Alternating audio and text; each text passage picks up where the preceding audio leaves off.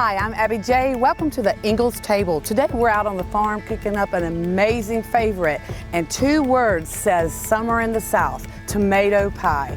So let's get started. I've gone to Ingles, I've got some ripe tomatoes, and I've let them soak in this colander with some salt so it'll bring some of the juices out. And I've pre-baked the pie shell for 10 minutes in the oven so it doesn't, the pie shell doesn't become soggy. We're just gonna layer these tomato slices on the pie shell.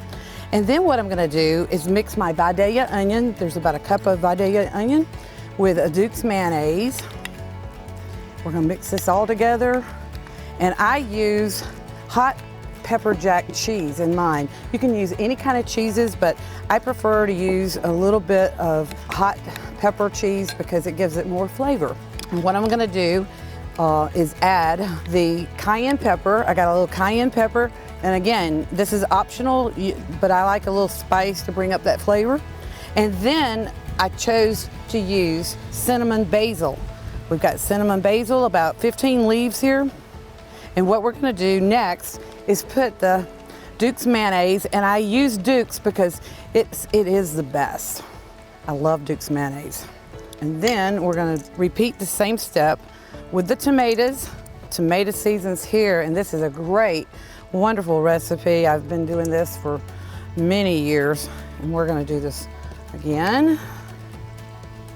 Makes a great little side dish. And then the last layer, but first I'll put a few more cayenne pepper on top.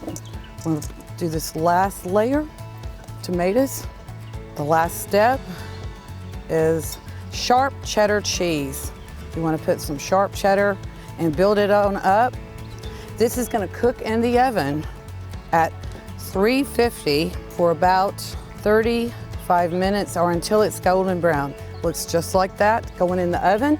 But before we put it in the oven, I've got one already made, and it should come out just like this. This is Abby J's tomato pie, and I garnished this with some fresh basil out of my garden.